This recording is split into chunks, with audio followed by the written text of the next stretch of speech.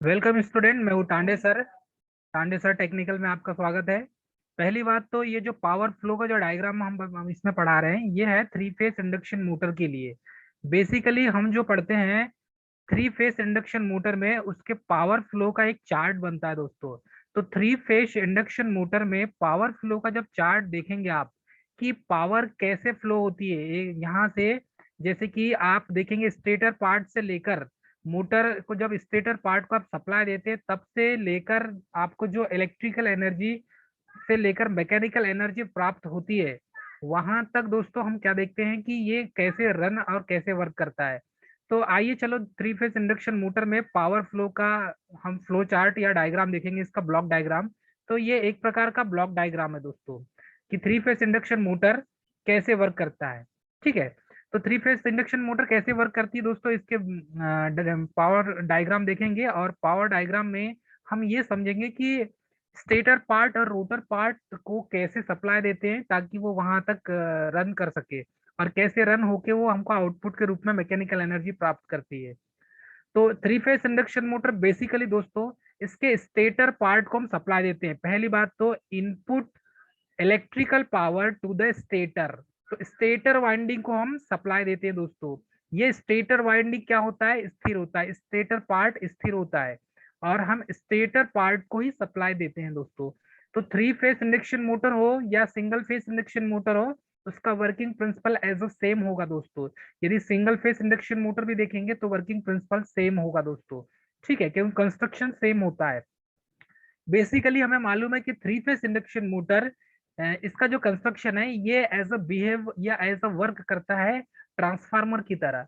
तो stator part को input जब सप्लाई देंगे आप, या तो थ्री फेज सप्लाई देंगे या आप सिंगल फेज सप्लाई देंगे दोस्तों। Single phase supply, single phase induction motor होगी तो सिंगल फेज सप्लाई देंगे, और थ्री फेज इंडक्शन मोटर होगी तो थ्री फेज सप्लाई देंगे दोस्तों आप। तो इनपुट सप्लाई हम स्टेटर पार्ट को देते हैं, और स्टेटर पार्ट में क्वाइल होने के कारण, वाइंडिंग लपेटी होने के कारण उसमें P1 पावर उत्पन्न होता है। कौन सी पावर, P1 पावर, ये पावर है दोस्तों। तो P1 पावर स्टेटर पार्ट में उत्पन्न होता है दोस्तों। तो पावर डेवलप हो गया P1 स्टेटर पार्ट में। अब हमें मालूम है इसमें वाइंडिंग लगी है, और वाइंडिंग में करंट फ्लो होने के कारण यहाँ पर स्टेटर पार्ट में लॉसेस होंगे। और वो लॉसेस, सबसे पहला जो लॉस होता है वो कॉपर लॉस होता है, क्योंकि वाइंडिंग लपेटी हुई है, और वाइंडिंग लपेटी होने के कारण ही दोस्तों इसमें कॉपर लॉस होता है। क्योंकि ये जो वाइंडिंग बनी होती है दोस्तों, ये बनी होती है कॉपर की, और कॉपर की बनी होने के कारण इसमें करंट सर्कुलेट होती है, तो इसमें कॉपर लॉस होता है। लेकिन इस कॉपर लॉस को हम क्या मानते हैं, नेग्लिजिबल मानते हैं दोस्तों, क्योंकि कुछ लेवल में ही कॉपर लॉस होता है। ठीक है, अब यहाँ पर देखेंगे हम, तो बेसिकली आपको देखने मिलेगा कि थ्री फेस इंडक्शन जो मोटर है, थ्री फेस इंडक्शन मोटर, इसके स्टेटर पार्ट को हमने जो सप्लाई दिया है दोस्तों, ये जो सप्लाई है, ये जब थ्री फेस सप्लाई होगा तो भी पावर लॉस, कॉपर लॉस बढ़ेगा, और सिंगल फेस सप्लाई होगा तो भी कॉपर लॉस होगा। मतलब तीनों, दोनों कंडीशन में कॉपर लॉस यहाँ पर क्रिएट होगा। तो स्टेटर पार्ट में कॉपर लॉस होगा प्लस आयरन लॉस भी होगा दोस्तों। क्योंकि आयरन लॉस इसलिए होगा क्योंकि ये आयरन कोर के ऊपर लपेटी होती है कॉपर की वाइंडिंग। तो उस कोर के ऊपर जो कॉपर की वाइंडिंग लपेटी है, इसके कारण कॉपर लॉस भी हो रहा है, सेकेंड आयरन लॉस भी हो रहा है। क्योंकि इसका जो फ्रेम होगा, जो कोर होगा स्टेटर का, स्टेटर जो पोल होंगे दोस्तों, उसमें वाइंडिंग लपेटी हुई है उस पोल के ऊपर। वो जो पोल है उस वो जो मटेरियल का बना हुआ है वो फेरोमैग्नेटिक मटेरियल, या ये बोल सकते हैं कि कोई आयरन पार्ट है उसका बना हुआ है, तो उसमें आयरन लॉस होगा दोस्तों। तो कोर में होगा आयरन लॉस, क्लियर है। और स्टेटर जो है उसके वाइंडिंग लिक्विडिटी होने के कारण उसमें कॉपर लॉस होगा। तो ये जो वाइंडिंग है, वाइंडिंग में लॉस होंगी कॉपर, और स्टेटर पार्ट जो है, जो फ्रेम है, उसमें होगी आयरन लॉस। तो ये दोनों लॉस को हम P1 से घटाएंगे दोस्तों। फिर आगे बढ़ते हैं। अब देखो यहाँ पर एज अ ट्रांसफार्मर के फेरोमैग्नेटिक म्यूचुअल इंडक्शन पर वर्क करता है थ्री फेस इंडक्शन मोटर भी, सेम वर्किंग प्रिंसिपल है। तो इसके जो रोटर पार्ट है दोस्तों, रोटर पार्ट में सप्लाई आएगा। क्यों, रोटर पार्ट में जब सप्लाई आएगा तो रोटर में भी पावर डेवलप होगी, तो रोटर में P2 पावर डेवलप होगी दोस्तों, इस रोटर में P2 पावर डेवलप होगी। अब ये जो है रोटर में भी वाइंडिंग लगी होती है, तो रोटर में भी वाइंडिंग लपेटी होने के कारण यहाँ पर इसके रोटर में स्टार कनेक्शन की वाइंडिंग होती है। हमें मालूम है थ्री फेस इंडक्शन मोटर के रोटर पार्ट में स्टार कनेक्शन की वाइंडिंग होती है, और स्टार कनेक्शन की वाइंडिंग जो है इसमें भी कॉपर लॉस होगा, क्योंकि ये भी वाइंडिंग लपेटी हुई है इसमें दोस्तों, तो कॉपर की वाइंडिंग है इसलिए कॉपर लॉस होगा। तो हम P2 से भी कॉपर लॉस को घटाएंगे दोस्तों, ठीक है, तो इसमें भी कॉपर लॉस होगा। आगे बढ़ते हैं, अब देखिए रोटर पॉइंट जो है रोटर वाइंडिंग, इसमें कॉपर लॉस हुआ, इसके कारण यहाँ पर टॉर्क डेवलप होगा दोस्तों। तो जब हम इलेक्ट्रिकल पावर देते हैं किसी भी मोटर को, तो ये इनपुट में इलेक्ट्रिकल पावर देते हैं और आउटपुट में हमें क्या मिलता है, मैकेनिकल पावर मिलता है। तो अब यहाँ पर टॉर्क डेवलप होने के कारण, रोटर में टॉर्क डेवलप होने के कारण मैकेनिकल पावर डेवलप होगा दोस्तों, और मैकेनिकल पावर डेवलप होगा किसके अंदर, रोटर के अंदर। तो इसे हम शो करेंगे पीएम से, तो पी से क्या हो जाएगा, मैकेनिकल पावर, ठीक है दोस्तों। तो ये मैकेनिकल पावर डेवलप होगा रोटर में, इसे ग्रॉस मैकेनिकल पावर भी कहते हैं और इसे ग्रॉस टॉर्क भी कहा जाता है दोस्तों, तो इसका तीनों नाम है। तो ये तीनों चीज एक ही चीज में डेवलप होगी। तो मैकेनिकल पावर डेवलप होगा तो रोटर पार्ट अपने अक्ष पर घूमेगा दोस्तों। तो रोटर पार्ट अब देखो टॉर्क डेवलप होने के कारण वो अपने अक्ष में घूमेगा। तो इनका जो है दोनों एक ही डायरेक्शन में टॉर्क डेवलप होता है दोस्तों। तो स्टेटर का भी, स्टेटर में जो टॉर्क डेवलप होगा वो सिंक्रोनस टॉर्क होगा NS, और रोटर में NR होगा। तो ये जो NS स्पीड है, इस स्पीड को पकड़ने के लिए रोटर क्या करता है, उसके पीछे दौड़ता है, इसीलिए NR की स्पीड कम होती है और NS की स्पीड ज्यादा होती है, इसीलिए कहते हैं इसमें NS is greater than NR दोस्तों। तो इस तरीके से आप इसे समझ सकते हैं, ठीक है। अब ये जो रोटर पार्ट है इसमें टॉर्क डेवलप हो गया, अब टार्क डेवलप हुआ तो रोटर अपने अक्ष में घूमने लगी, तो उसमें फ्रैक्शन और विंडेज लॉस होगा दोस्तों। तो ये जो फ्रैक्शन और विंडेज लॉस है, ये विंडेज लॉस कैसा होता है, फ्रैक्शन मतलब कि घर्षण लॉस, इसमें घर्षण हानि होगा रोटर में, रोटर अपने अक्ष पर घूमेगा तो इसके बेयरिंग्स घिसेंगे, ठीक है, इसके शाफ्ट घिसेगा। तो ये जो है फ्रैक्शन लॉस इसमें क्रिएट होगा दोस्तों, जिसके कारण ये हीट हो जाएगा, गर्म हो जाएगा दोस्तों, और हीटेड होने के कारण इसमें ये लॉस क्रिएट होंगे।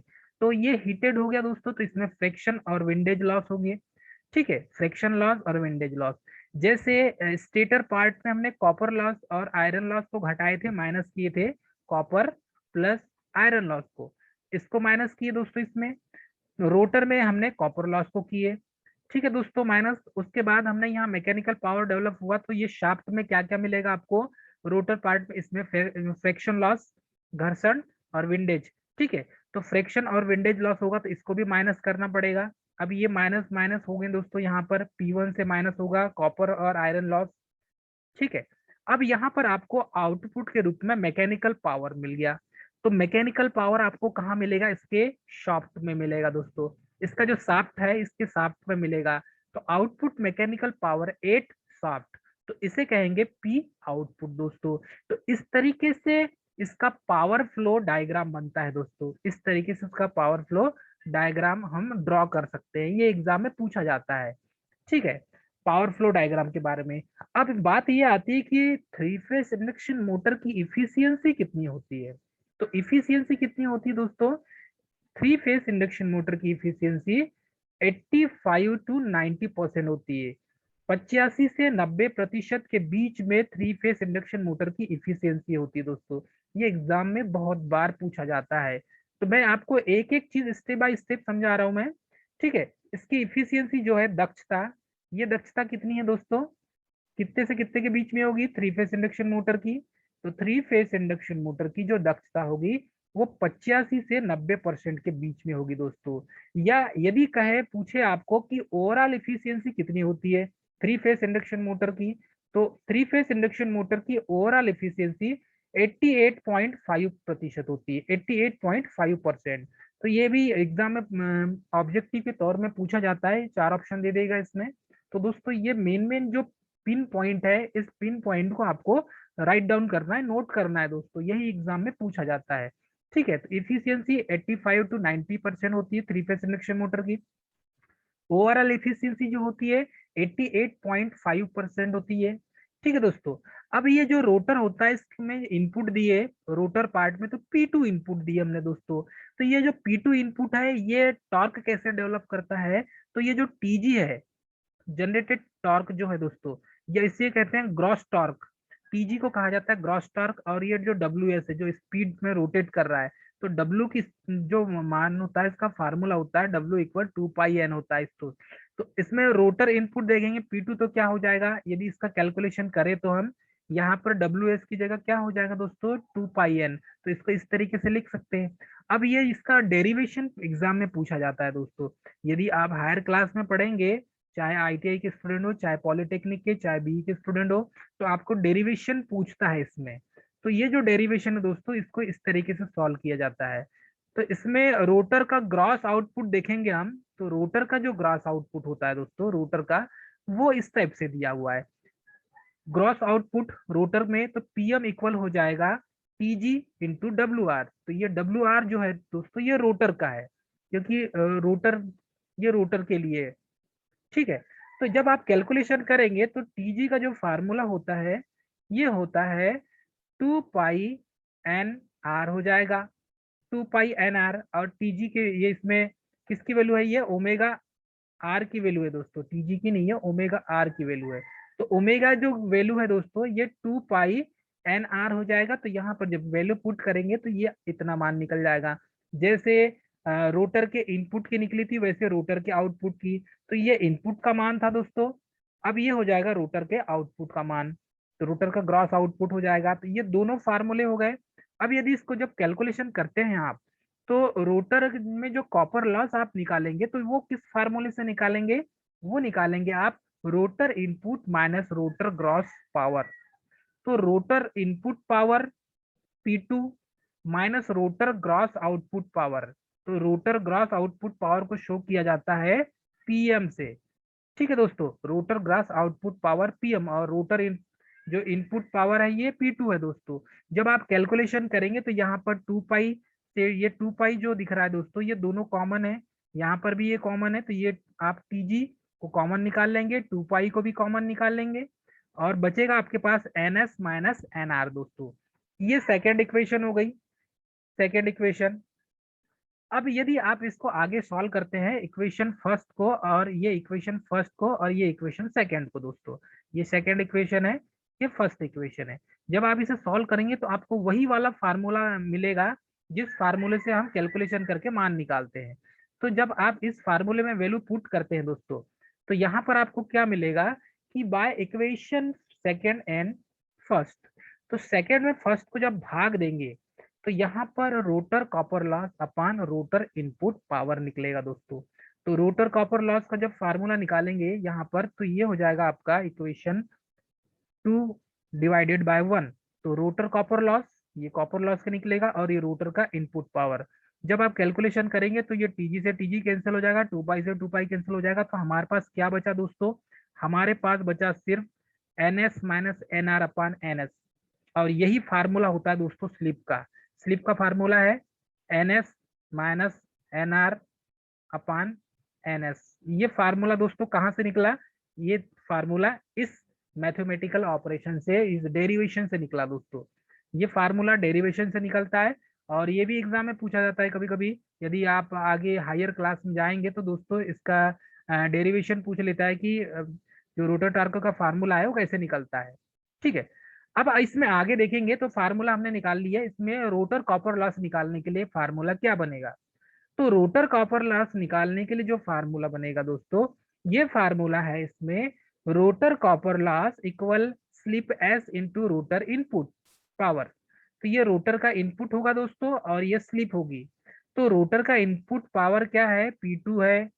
स्टेटर का इनपुट पावर क्या था दोस्तों, P1 था, ये स्टेटर का था। ठीक है, स्टेटर का। और रोटर का जो इनपुट पावर है, ये रोटर का इनपुट पावर है दोस्तों, रोटर का इनपुट पावर है। ठीक है, ये स्टेटर का इनपुट पावर है। अब यहाँ पर देखेंगे तो रोटर में जो कॉपर लॉस हो रहा है उसे निकालना है, तो उसके लिए क्या फार्मूला बनेगा। ये फार्मूला का डेरिवेशन मैं इसलिए बता रहा हूँ दोस्तों, क्योंकि जब आप न्यूमेरिकल क्वेश्चन को सॉल्व करेंगे तो इस फार्मूले की जरूरत पड़ती है। और ये फार्मूला कहाँ से इजाद हुआ है, इसका डेरिवेशन ये दिख रहे हैं दोस्तों हम। तो ये जो रोटर कॉपर लॉस है, रोटर कॉपर लॉस, ये एस स्लिप, ये स्लिप का मान है दोस्तों, स्लिप है, स्लिप एस इंटू क्या हो जाएगा, रोटर इनपुट पावर। तो slip S into rotor input power, और रोटर इनपुट पावर को हम शो करते हैं P2 से। तो ये रोटर कॉपर लॉस निकालने का जो फार्मूला बना दोस्तों, ये फार्मूला क्या बना, S into P2, S into P2। तो इस फार्मूले से आप रोटर कॉपर लॉस निकाल सकते हैं। अब यदि आपको पूछे कि रोटर की जो ग्रॉस आउटपुट पावर जो है वो कैसे निकालेंगे, तो रोटर की ग्रॉस आउटपुट पावर निकालने के लिए इसका फार्मूला बनता है rotor input power P2 minus copper loss. तो रोटर इनपुट पावर को हम कैसे शो करते हैं, P2 से शो करते हैं, और रोटर ग्रॉस जो पावर है, आउटपुट पावर, वो पीएम से शो किया जाता है दोस्तों। इसको इसको हमने डिफाइन किया था पीएम से, और रोटर इनपुट पावर को हमने डिफाइन किया है P2 से। हमने जो फ्लो चार्ट बनाया है, फ्लो डायग्राम पावर फ्लो का, उसमें ये सब हमने मेंशन किया था दोस्तों।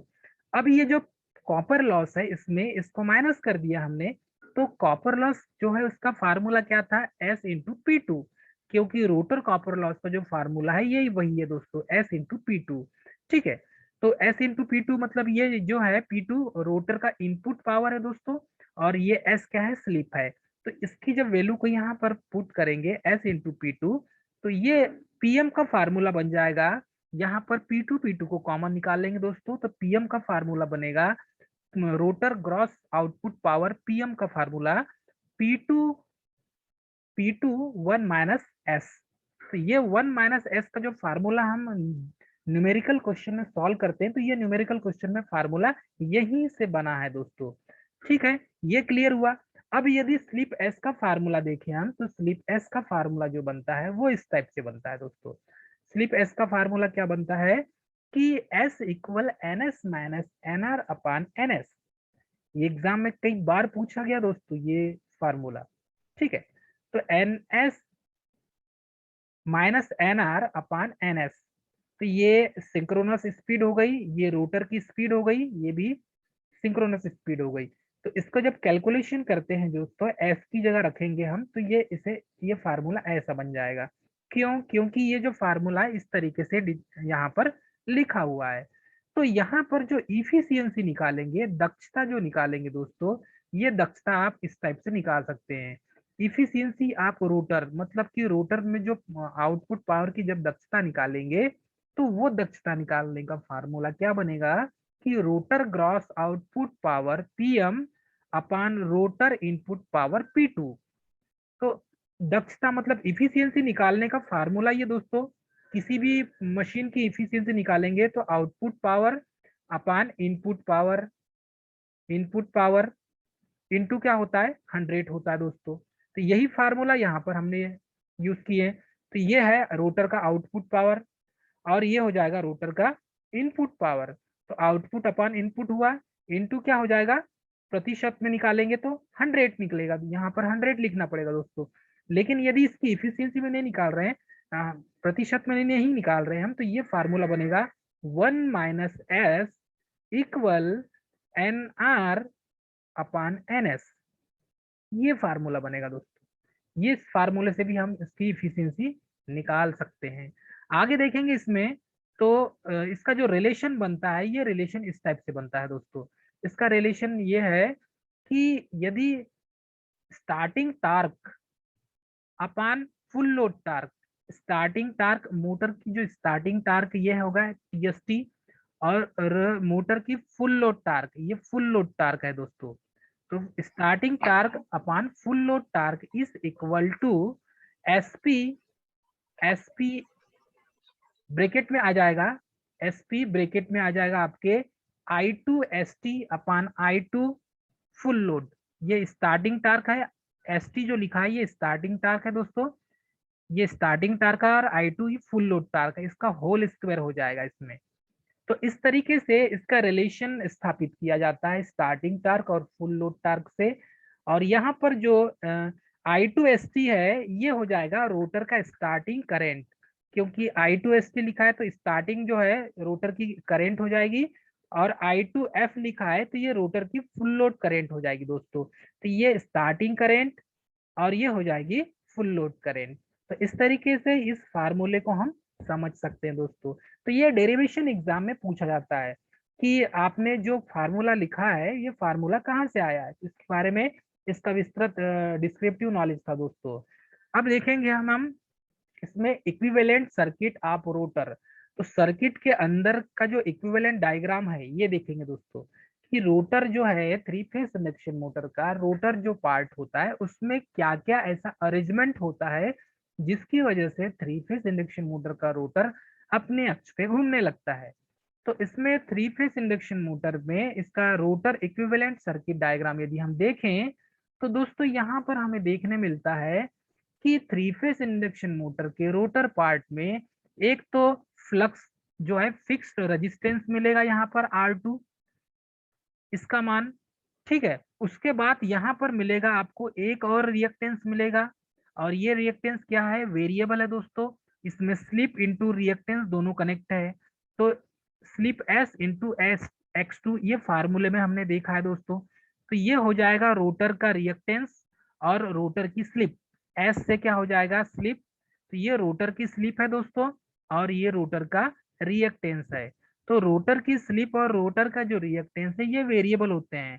तो इसमें आर क्या मिलेगा आपको, ये जो R2 है रेजिस्टेंस ये आपको कांस्टेंट मिलेगा, फिक्स्ड वैल्यू मिलेगी दोस्तों, हमने न्यूमेरिकल क्वेश्चन में देखा है। और आपको SX2 मतलब कि रिएक्टेंस का जो मान मिलेगा ये वेरिएबल मिलेगा, हम रिएक्टेंस को वेरी कर सकते हैं इसमें। तो जब आप रोटर में उत्पन्न EMF ER ये बराबर किसके हो जाएगा, स्लिप इंटू E2 के। तो रोटर में उत्पन्न EMF, ठीक है, उसके स्लिप इंटू E2 जो रोटर में उत्पन्न जो पावर है P, ठीक है दोस्तों, ये E2 क्या है, रोटर में उत्पन्न वोल्टेज है, E2 भी बोल सकते हैं इसे हम, और इसे हम या तो V2 भी कहा जा सकता है, ठीक है, या इसे हम क्या कह सकते हैं V2। तो ये रोटर में उत्पन्न पावर है, ठीक है, रोटर में उत्पन्न वोल्टेज, रोटर में उत्पन्न वोल्टेज इसे कहेंगे। तो रोटर में उत्पन्न जो वोल्टेज है ये किसके बराबर होता है, ये रोटर में जो उत्पन्न है उतना जो है टोटल आपको मिलेगा SE2। तो टॉर्क डेवलप होने के बाद जो है मोटर जब रोटेट करती है तब का ये E2 पावर है दोस्तों। तो ये E2 जो है वोल्टेज है रोटर में उत्पन्न। यहाँ पर जब आप इनपुट सप्लाई देते हैं ER इक्वल S2 डेवलप होता है, और यहाँ से हम क्या करते हैं ER को वेरिएबल करते हैं किसके माध्यम से, रिएक्टेंस के माध्यम से। तो ये रोटर का रिएक्टेंस हो जाएगा दोस्तों और ये हो जाएगा रोटर का रेजिस्टेंस। तो रेजिस्टेंस को फिक्स्ड किया जाता है कौन सी कंडीशन में, रनिंग कंडीशन में। इक्विवेलेंट सर्किट फेजर डायग्राम ये रोटर का है, ये कब का है, जब three phase induction motor running condition में हो, एट रनिंग कंडीशन में, जब three phase induction motor running condition में हो दोस्तों, तब की कंडीशन में आर को कांस्टेंट रखा जाता है, फिक्स रखा जाता है, और रिएक्टेंस को वेरिएबल रखा जाता है दोस्तों। तब आपको जो रोटर में रिएक्टेंस का मान मिलेगा रोटर पार्ट में उसके शॉफ्ट में जो मिलेगा आपको वो XR इक्वल SX2 मिलेगा। तो हम इसमें स्लिप को जो कंट्रोल कर रहे हैं ये रिएक्टेंस से कर रहे हैं दोस्तों, और इसमें जो रोटर में जो करंट का जो मान हो जाएगा ये करंट का मान I इक्वल क्या होता है दोस्तों, V अपान क्या होता है, R होता है। तो I equal V upon R होता है। इसी फार्मूले पर बेस्ड करके यहाँ पर रोटर का जो I2 रेजिस्टेंस का मान है, रोटर में जो फ्लो होने वाली जो करंट है दोस्तों उसकी वैल्यू निकाल सकते हैं। तो ये V जो है ये इसके कंपेयर में होगा SE2, तो रोटर में उत्पन्न वोल्टेज इंटू स्लिप अपान हो जाएगा R2। तो R2 ठीक है क्या हो लेकर। जाएगा, ठीक है, R2 का जो मान हो जाएगा वो कैसे होगा दोस्तों, ये R2 का मान होगा R2 का स्क्वायर प्लस SX2 का होल स्क्वायर हो जाएगा। तो इसको हम इस तरीके से लिख सकते हैं दोस्तों, ठीक है। तो ये जो I2 का मान क्या है, I2 का मान है रोटर का रेजिस्टेंस। ये रोटर का रेजिस्टेंस जो डेवलप हुआ है उसमें उसके कारण जो उसमें करंट फ्लो हो रही है उस करंट फ्लो का मान यहाँ पर दिया हुआ है दोस्तों। तो रोटर में उत्पन्न करंट बराबर स्लिप इनटू रोटर में उत्पन्न वोल्टेज अपान हो जाएगा रूट में रोटर का रेजिस्टेंस R2 का स्क्वायर प्लस SX2 रोटर का रिएक्टेंस। इसीलिए कहा गया दोस्तों, यदि रोटर में उत्पन्न जो रेजिस्टेंस है उसमें दो चीज ऐड हो जाती है, और दो चीज कौन सी चीज ऐड होती है उसे भी देखेंगे हम। दो चीज है, एक तो रोटर का रेजिस्टेंस और दूसरा है ये रोटर का रिएक्टेंस। ये दोनों रोटर का एक रिएक्टेंस है और एक है रेजिस्टेंस। तो रिएक्टेंस और रेजिस्टेंस ये दोनों क्या करते हैं, एक इम्पिडेंस जेड का निर्माण करते हैं।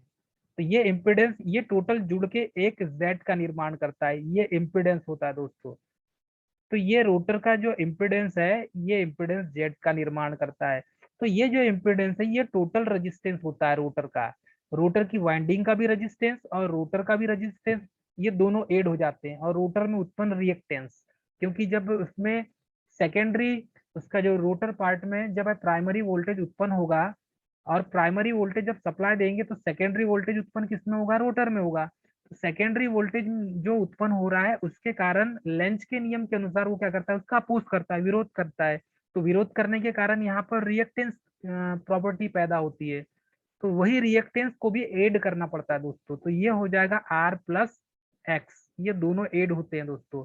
और ये किसके बराबर होता है, इम्पिडेंस जेड के बराबर होता है। तो इस तरीके से ये इम्पिडेंस पैदा होता है। तो यहाँ पर ये है रनिंग कंडीशन की बात।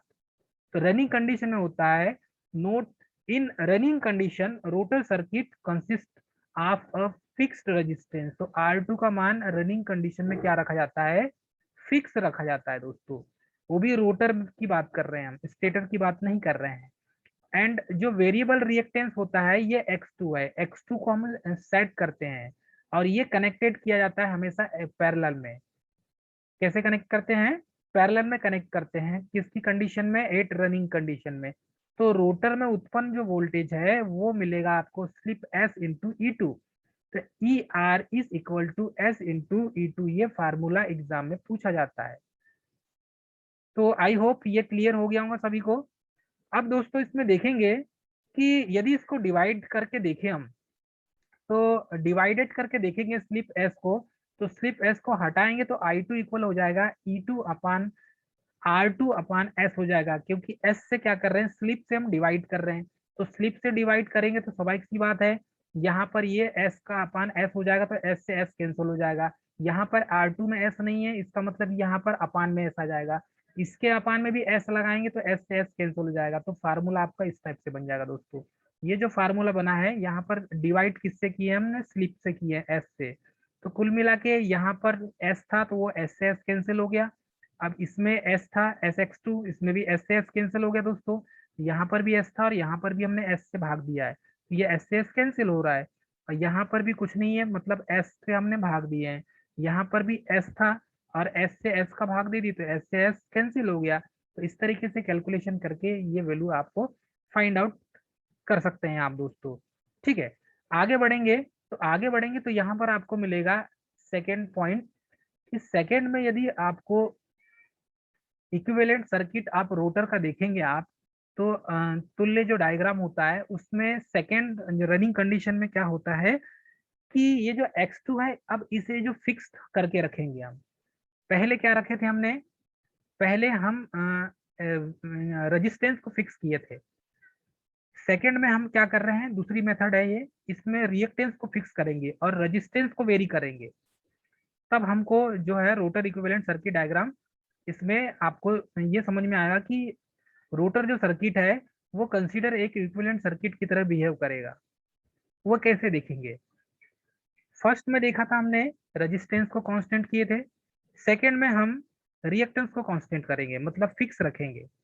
तो रोटर में मालूम है जब उसमें प्राइमरी जो स्टेटर वाइंडिंग में जब सप्लाई देते हैं तो उसके म्यूचुअल इंडक्शन के कारण सेकेंडरी वाइंडिंग जो है जिसको रोटर पार्ट कहा जाता है उसको शॉर्ट कर दें, तो ये इसमें भी सप्लाई उत्पन्न होता है दोस्तों। तो इसके कारण सप्लाई जब इसमें होगा तो म्यूचुअल इंडक्शन के कारण सेकेंडरी वाइंडिंग में भी वोल्टेज इंड्यूस्ड होगा। तो यही वोल्टेज इंड्यूस्ड ये है दोस्तों E2। और उसके कारण जिसके से उत्पन्न होती है उसी का विरोध करती है, जैसे अकॉर्डिंग टू लेंज लॉ, तो उसमें रिएक्टेंस पैदा होता है। तो अब हम इसको क्या करेंगे, फिक्स करेंगे और R2 को कांस्टेंट रखेंगे दोस्तों। ठीक है।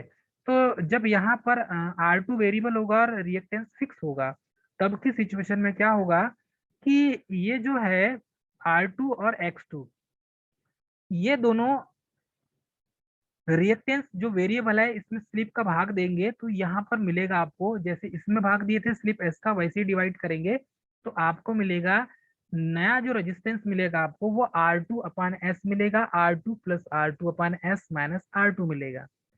तो ये हो जाएगा वेरिएबल पार्ट सेकेंड, ये हो जाएगा आपका वेरिएबल पार्ट हो जाएगा दोस्तों, और ये हो जाएगा फिक्स पार्ट। तो R2 हमने फिक्स पार्ट डिनोट किया है, और R2 प्लस 1/s-1 ये इसको हमने वेरिएबल पार्ट हमने डिनोट किया है। तो ये रोटर का रेजिस्टेंस R2 है और उसका स्लिप हमने स्लिप S से भाग दिया है। तो it consist of two part, तो दो पार्ट कौन कौन सा होगा इसमें। फर्स्ट पार्ट होगा R2 is the rotor resistance if self आप जो है represent to the rotor copper loss, तो ये जो है रोटर का जो कॉपर लॉस है उसको रिप्रेजेंट करता है। और सेकंड जो है ये सेकंड पार्ट करता है, जो थ्री फेस इंडक्शन मोटर के जो सेकंड पार्ट है वो मैकेनिकल जो लोड होगा, उस मैकेनिकल लोड जो इंडक्शन मोटर में होगी उसको रिप्रेजेंट करता है दोस्तों। तो फर्स्ट पार्ट जो है ये रेजिस्टेंस रोटर कॉपर लॉस उसको शो करता है, और सेकंड जो पार्ट होगा वो इंडक्शन मोटर में मैकेनिकल जो लोड होगा, लोड बैलेंस के रूप में हम ये मैकेनिकल जो लोड होगा उसको रिप्रेजेंट करता है। तो दोनों तरीके से यहाँ पर दो पार्ट से इसको डिवाइड किया गया है दोस्तों, एक R2 और दूसरा है R2 1/s-1। तो एक फिक्स पार्ट होगा एक वेरिएबल पार्ट। फिक्स पार्ट होगा रोटर का कॉपर लॉस और वेरिएबल पार्ट होगा रोटर का मैकेनिकल लोड। ठीक है, सडनली जो मैकेनिकल लोड जो बर्डन दिया जाता है वो होगा दोस्तों, तो क्योंकि वो स्लिप पर डिपेंड करता है इसीलिए। आगे देखेंगे अब थ्री फेस इंडक्शन मोटर में कि ये जो इक्विवेलेंट रेजिस्टेंस RS का जो हम यूज किए हैं यहाँ पर, तो ये क्या होता है दोस्तों कि consider the equivalent to a fix resistance X2 और connected in the series with the variable reactance R2। तो वेरिएबल जो रिएक्टेंस है और रेजिस्टेंस इन दोनों का हमने यूज किया यहाँ पर। तो एक को दोनों में से देखेंगे तो एक को सीरीज में कनेक्ट किए हैं रिएक्टेंस के साथ रेजिस्टेंस को, और यहाँ पर रेजिस्टेंस जो है ये भी इसके सीरीज में ही है, लेकिन ये पैरेलल में कहलाएगा और ये दोनों सीरीज में कहलाएंगे। तो यहाँ पर ऐसा करने का कारण यही है दोस्तों कि हम जो मैकेनिकल लोड कनेक्ट करते हैं, मैकेनिकल लोड, और दूसरा हम यहाँ पर दो पार्ट में जो हमने डिवाइड किया था इलेक्ट्रिकल लोड, तो मैकेनिकल बैलेंस और इलेक्ट्रिकल सर बैलेंस जी, को सर एक स्थिर करने के लिए इसमें यूज करते हैं दोस्तों। आई हेलो होप सर। फिर से रिपीट कर देता हूं मैं, इसे फिर से रिपीट हेलो कर सर देता जी। हूँ, आप समझ जाएं इसको, ज्यादा हेलो अच्छा होगा। सर। हेलो सर जी। ठीक है स्टूडेंट, इसको मैं फिर सर से मेरी रिपीट बात कर सुन देता रहे? हूँ, इसको सर मैं फिर मेरी से बात रिपीट सुन रहे कर हैं देता क्या? हूँ, हेलो बोलिए। सर। सर जी रीडिंग। R2 जो है दोस्तों ये वही है। तो क्या करते हैं कि जब रोटर में एक्स्ट्रा जब रनिंग कंडीशन में वाइंडिंग में जब सप्लाई देते हैं तो वहां पर रजिस्टिविटी पैदा करने के लिए एक्स्ट्रा में एक रेजिस्टेंस लगाते हैं और इस साइड भी एक रेजिस्टेंस लगाते हैं दोस्तों।